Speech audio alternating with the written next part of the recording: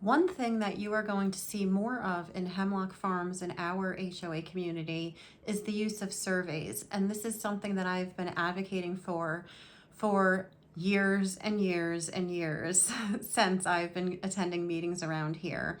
And the reason that I advocate for them is because I think that the community should have input in everything that the board and management decide to do in our community. And what we have seen in the past is that the committees are making decisions and bringing motions to the board, and then the board will vote on them, and they will have ideas about amenities and services that we may want. But I have been attending committees for a couple of years now as a guest, and what I see generally is committees of around 6 to 10 to 12 people once a month meeting for up to 2 hours a month, and they sit around and they discuss things that they think should happen in the community. And you can come to any committee meeting and sit in it and listen, and you can participate as a guest, which is what I do.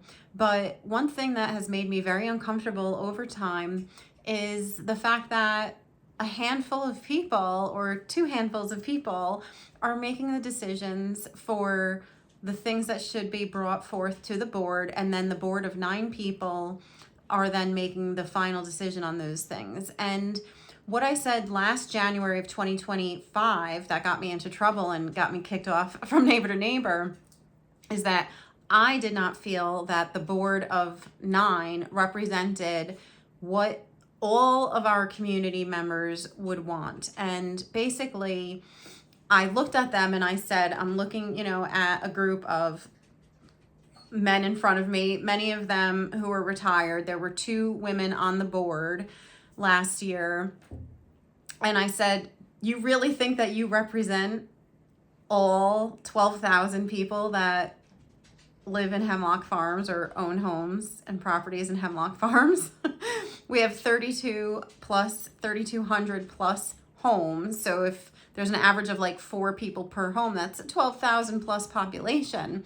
And in front of me, these men were arguing with me. The women were online and the men were arguing in front of me and said, we don't want input. We don't want to know. And I said, how can you not want to know what your community members want? And they said, because they're going to tell us things that they want and we can't do it all. And I said, they're not making the decisions. You're making the decisions. But at least they can give their opinions and their thoughts and their suggestions. And then you take that, and as an executive board, you make the final decision, but you make an informed decision. So it was the back and forth with all of them that got me into big trouble and made our preamble longer, with all those rules that you're not allowed to say anything sexist or racist because they weren't getting what I was saying. But I've been advocating for years for them to start using surveys. So if you remember, last summer, we had a survey go out for the Clubhouse hours to be extended.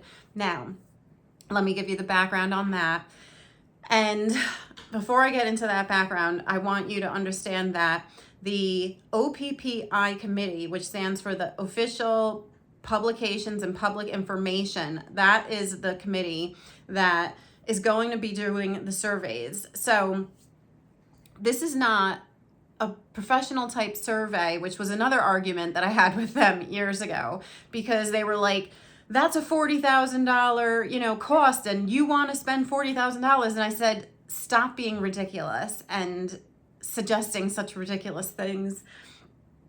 Around 2021, we did a professional survey, and that cost our membership about $40,000 to collect that data. Well, guess what? That's a snapshot in time. So that $40,000 was spent and out the window, because about every year, at least since COVID, we've had about 200 sales. So in 5 years, that means that 1,000 or so homes have exchanged hands, which means 1,000 homes. That's a third of our community. So all of those people that participated in the survey back in 2020 or 2021, all that information is defunct. So I don't necessarily think we need to have professional surveys, which is what I've been arguing for with the board over all these years.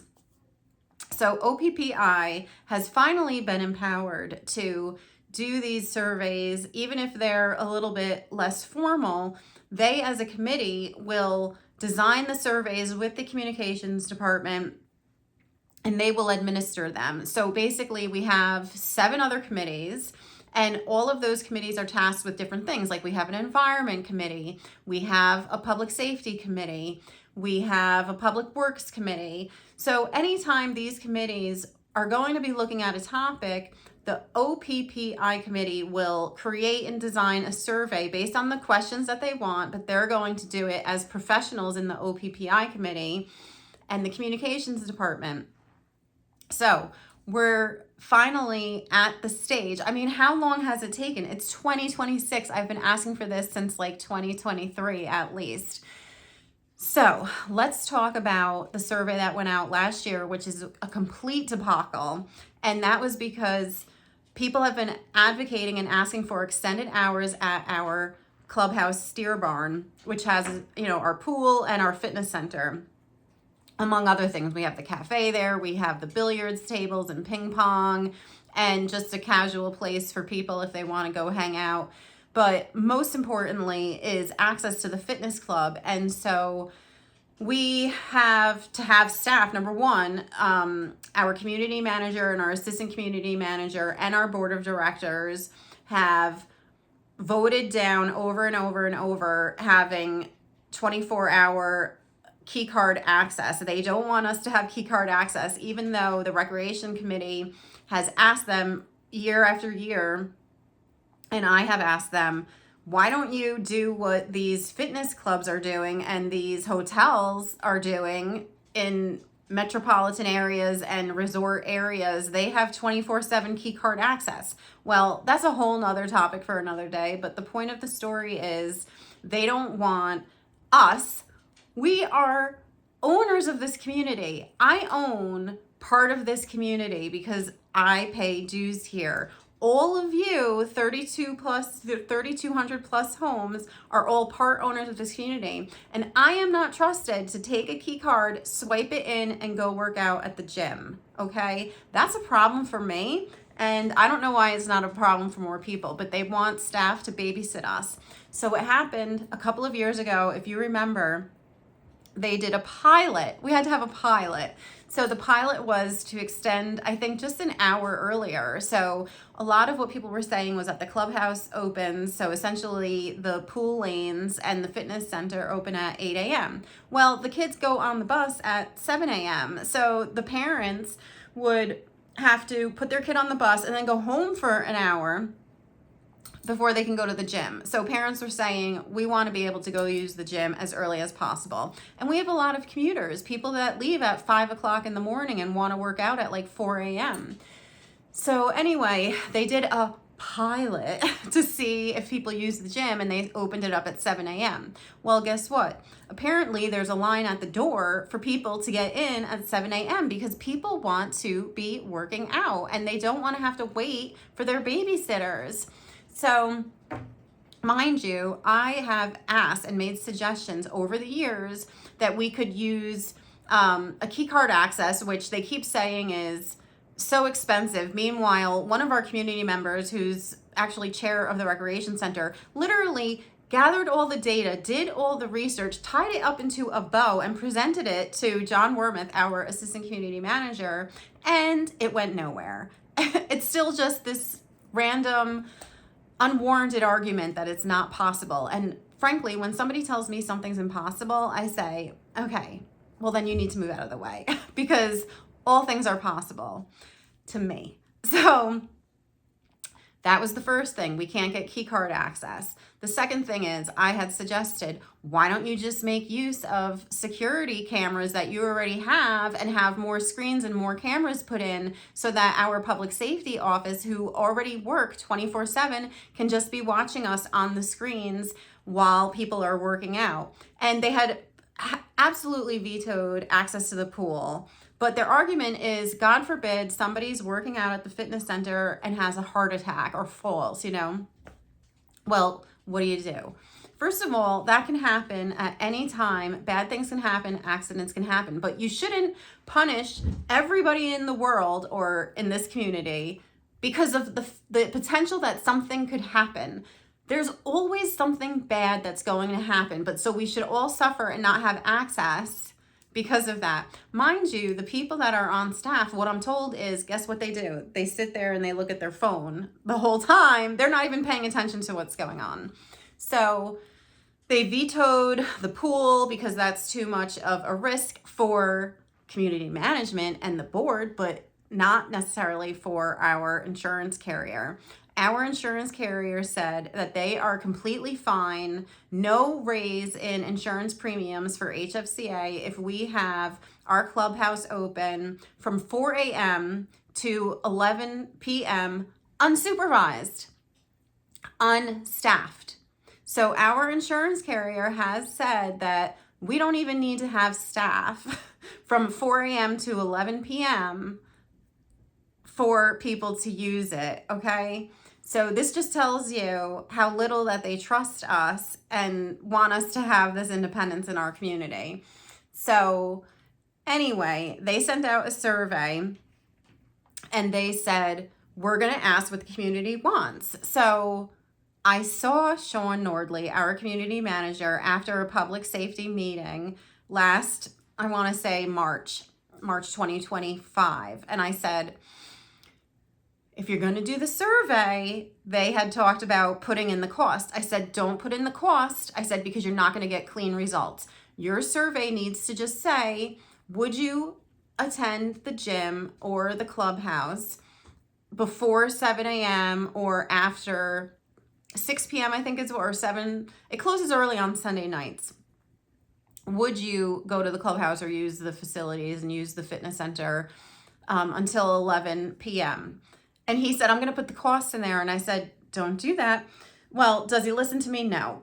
So the survey goes out and it was an epic fail because number one, they didn't make it to restrict the survey so that people could respond over and over and over. So there was basically an effort for people who didn't want clubhouse hours to be extended to take the survey over and over and over and vote against it, okay? So then they put in the costs, which I think is just suggestive because people are always concerned about the money in their pocket. And so you're not getting real opinions when you put money into it without thinking out of the box. Like, what if we don't need staff certain hours of the day, or what if we utilize public safety staff and have them come in and do sweeps every, time they drive through that area?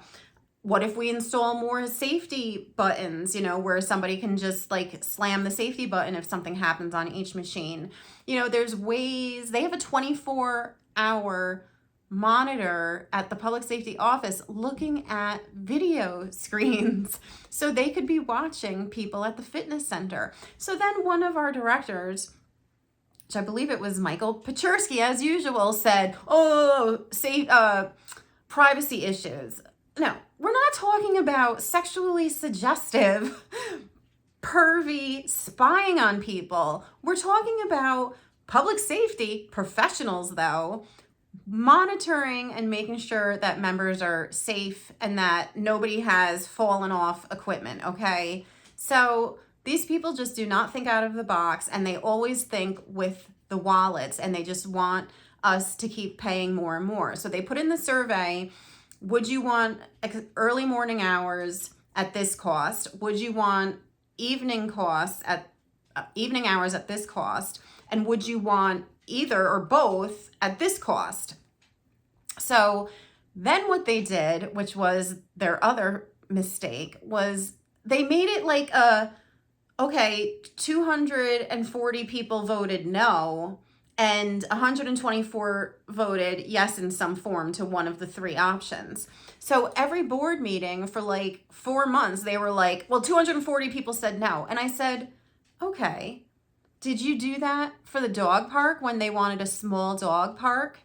No, there was just a coalition of small dog owners who fought to have a small dog park fenced in for the small dogs to have a safer space for them. They didn't do a survey where it was like, who's against a small dog park? And then they were like, oh, sorry, you were outvoted. There was a coalition for the lights over the pickleball courts. They got a whole group of pickleballers. That club's huge. It's like over 200 people. To form a coalition and to ask them for $20,000 lights to light up and illuminate the pickleball courts. They didn't send out a survey and say who is for this and who's against it. Maybe I didn't want my $20,000 to go toward that. But for the clubhouse hours, they did that. So for like 4 or so months, they said, well, 240 people said no. 240 people said no. Mind you, they're also sitting in these meetings and saying that only about 10% of people in general, in any survey population, 10% of people will take the survey. So if you send this out to 3,200 homes, you're going to get 320 people. Is that the right math? But anyway, the point is we did get about 320 responses, and then they pitted it, like I said, 200 and so said no, and they kept saying, so we're not going to do it. And I'm like, but 124 people said yes. So 124 people wanted it, just like 40 people wanted a small dog park, just like 200 people wanted, or I don't know if that's the number, wanted the pickleball lights, okay? You don't have to look at who is against it. You have to look at accommodating everybody in this community because, as John Hannock always said, this is not an a la carte community. We all should have amenities that we all get to partake in. And there are homeowners here that are commuters or early morning risers. It doesn't even matter the reason. This is not a retirement community where people are home all day, every day from 9 to 5. And that's when the majority of all of these clubs, by the way, take place, when people like me are at work. So if somebody wants to go to the gym at 5 a.m. or 4 a.m. and then go to work, or if somebody works, different shifts and they want to go to the gym at 11 p.m. or midnight, maybe they're just a night owl. There are people of all different sizes and shapes and energies in our community, and we need to be catering to all of them. So all of this to say that I was not happy with their survey, and I let them know that for many, many, many months of conversations about this. So I thought that the Clubhouse Hours survey was an epic fail. I told them that, and they do know that it was, because I'm not the only one who said that. And so OPPI is now going to be doing the surveys and making them a little bit more professional. But the important thing for you to know is that you live in this community, you pay your dues, you are part owner of this community, your input matters, your voice matters. They work for us. Management, the assistant community manager, all of the directors, they are paid by our dues. And the 9 directors are voted in by us, okay? So if you want them to accommodate the things that you want, then take the surveys. And that's why I'm doing this for you, because I want to advocate for every member's voice to count. And that doesn't mean that you're going to get what you want or I'm going to get what I want, but it means that you're going to have a voice in it and that your voice matters. And if you don't like how they're handling it, then you go to meetings and you tell them that, or you don't elect those directors when they come up to be elected. So that's some of the background. If you have any questions, let me know. But be aware that surveys are going to be coming out more and more, and make your voice count and take them.